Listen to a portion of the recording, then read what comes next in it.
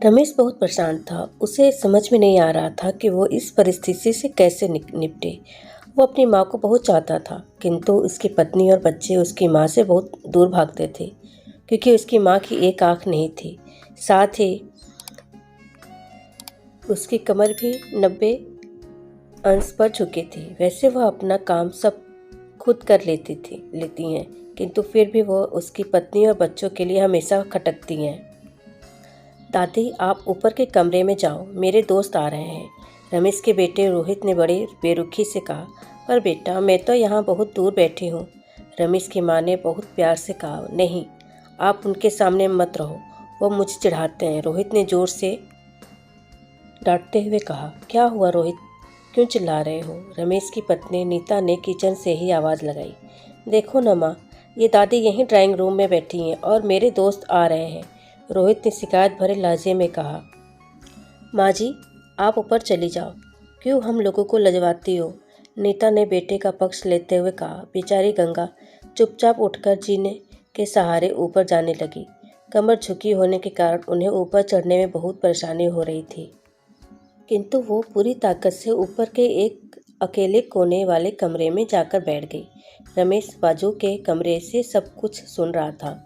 उसे कष्ट हो रहा था कि उसकी माँ को अपमानित होना पड़ रहा है, किंतु वो असहाय था। अगर वो कुछ कहता तो पत्नी और बच्चे उसका विरोध करने लगते हैं। दूसरे उनके तर्क भी सही लगते हैं। चूँकि वो एक प्रशासनिक अधिकारी था, उसका सामाजिक स्तर बहुत ऊंचा था। उसकी ससुराल भी एक उच्च घराने में थी, अतः वह चुपचाप इस तरह हर दिन अपनी माँ को अपमानित होते देखता रहता था।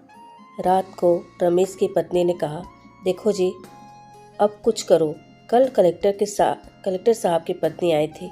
माँ जी अपनी देसी धुन धारा में उनसे मिली। मुझे बहुत शर्म आ रही थी, बताते हुए कि ये मेरी सास है। मैंने कह दिया कि दूर के रिश्तेदार हैं, इलाज कराने आई हैं। रमेश को रोना आ गया, किंतु फिर भी वह चुप रहा। उसे समझ में नहीं आ रहा था कि वो क्या करे। अपने बेटे की मन स्थिति को गंगा अच्छी तरह से जानती थी और बेटे को कोई कष्ट न हो इसलिए वो हर बात को चुपचाप सह लेती थी। रमेश बहुत उदास रहने लगा। एक तरफ परिवार और सामाजिक स्तर पर जीने की प्रतिबद्धता थी, तो दूसरी तरफ माँ। आखिर माँ से अपने बेटे की यह हालत नहीं देखी गई। एक दिन उसने अपने बेटे से कहा, रमेश, बहुत दिन हो गए हैं, मैं अपने गांव जाना चाहती हूँ, मुझे वहाँ पहुँचा दो। मेरा यहाँ मन नहीं लग रहा।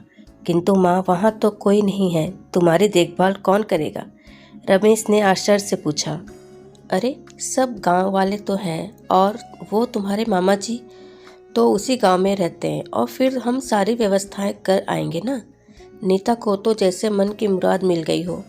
हाँ बेटा, बहू सही कह रही है, गंगा ने लंबी सांस लेते हुए कहा।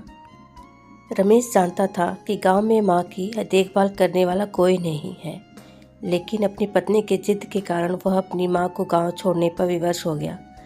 माँ को गांव छोड़कर आते वक्त उसे रोना आ रहा था तथा अपनी बेबसी पर गुस्सा भी आ रहा था, किंतु परिवार, पत्नी और समाज ने उसके इन मनोभावों को दबा दिया और वो सुकून सा महसूस करने लगा। कुछ दिनों के बाद उसके चाचा, जो अमेरिका में रहते थे, आने वाले थे। जब रमेश बहुत छोटा था, उसके पिता जीवित थे, तब वो भारत आए थे। पूरा परिवार और आस पड़ोस बहुत उत्साहित थे। अमेरिका से रमेश के डॉक्टर चाचा आ रहे थे। डॉक्टर सुरेंद्र ने जैसे ही घर में कदम रखा, सबने मिलकर बहुत उत्साह से उनका स्वागत किया। क्यों, रमेश भाभी नहीं दिख रही, कहाँ हैं? डॉक्टर रमेश ने उत्सुकतापूर्वक पूछा। जी, वो गांव में रहती हैं, यहाँ उनका मन नहीं लगा, नीता ने सपाट लहजे में उत्तर दिया। डॉक्टर सुरेंद्र ने रमेश की ओर देखा तो रमेश ने अपनी आंखें झुका ली। डॉक्टर सुरेंद्र सब समझ गए, बोले, कल हम भाभी से मिलने गांव चलेंगे। सब लोग दूसरे दिन सभी लोग गांव के घर में पहुंचे। देखा कि गंगा को बहुत तेज बुखार है और वो पलंग पर असहाय पड़ी हैं। डॉक्टर सुरेंद्र दौड़कर गंगा के पास गए, उनके पैर छूकर रोने लगे। गंगा की ये हालत उनकी कल्पना से परे थी। वाह बेटा रमेश, तूने तो अपना नाम उजागर कर दिया। अपनी माँ की ये हालत देखकर तुझे तो शर्म भी नहीं आ रही होगी। डॉक्टर सुरेंद्र ने रमेश को लगभग डांटते हुए कहा, नहीं देवर जी, रमेश का कोई दोष नहीं है। मैं खुद गांव आई थी। गंगा ने अपने बेटे को बचाव किया। मुझे सब पता है। चल गया है भाभी। आप चुप रहो। क्यों बहू, तुम्हें अपनी सास की कुरूपता पसंद नहीं है? समाज में तुम्हें नीचा देखना पड़ता है ना? डॉक्टर सुरेंद्र ने नीता की ओर व्यंग से देखा। नीता निरुत्तर होकर रमेश को देखने लगी। आज तुम जिस सामाजिक स्तर पे हो वो इन्हीं के संघर्षों की देन है। और बेटा रमेश, तुम्हें शायद मालूम न हो कि बचपन में जब तुम 1 साल के थे तब छत से नीचे गिरने के कारण तुम्हारी एक आँख फूट गई थी और तुम्हारी रीढ़ की हड्डी में भी समस्या थी।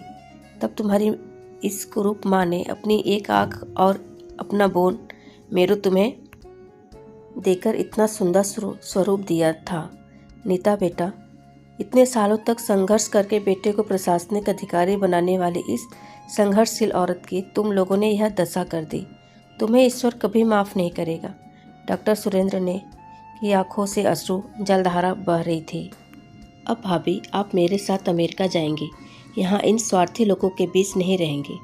डॉक्टर सुरेंद्र ने गंगा से कहा। रमेश को तो काटो तो खून नहीं था। डॉक्टर सुरेंद्र जो उसके चाचा थे, उन्होंने जो राज बताया उसके बाद तो रमेश को यही लग रहा था कि उससे ज़्यादा पापी इंसान इस दुनिया में कोई और है ही नहीं। और दौड़ता गया और माँ गंगा के कदमों से लिपट गया। माँ, मेरा अपराध अक्षम्य है। मैं जानबूझकर चुप्पी साधे रहा, आपका अपमान करवाता रहा। अब सिर्फ आप ही उस घर में मेरे साथ रहेंगी और कोई नहीं। रमेश ने आग्नेय दृष्टि से अपनी पत्नी और बच्चों को देखा। नीता को भी बहुत पश्चाताप हो रहा था, किंतु उसकी हिम्मत नहीं हो रही थी कि गंगा से आँख मिलाए। गंगा ने नीता की मन स्थिति को समझकर उसको पुचकारते हुए अपने पास बुलाया और रमेश को डांटते हुए कहा, खबरदार, जो मेरी बहू को मुझसे अलग करने की कोशिश की तो तुझे ही घर से बाहर निकाल दूंगी। नीता और बच्चों ने गंगा के पैर पड़ते हुए अपने व्यवहार पर माफ़ी मांगी और माँ के हृदय ने सबको माफ़ कर दिया। ये स्टोरी आपको कैसी लगी प्लीज़ कमेंट करके ज़रूर बताइएगा। पसंद आए तो प्लीज़ लाइक का बटन जरूर प्रेस कर दीजिएगा और सब्सक्राइब नहीं किया तो प्लीज़ सब्सक्राइब कर लीजिएगा और बेल आइकन जरूर दबाइएगा। जो भी स्टोरी लें आप तब सबसे पहले पहुँचेंगे। तो वीडियो स्टोरी देखने के लिए थैंक यू सो मच।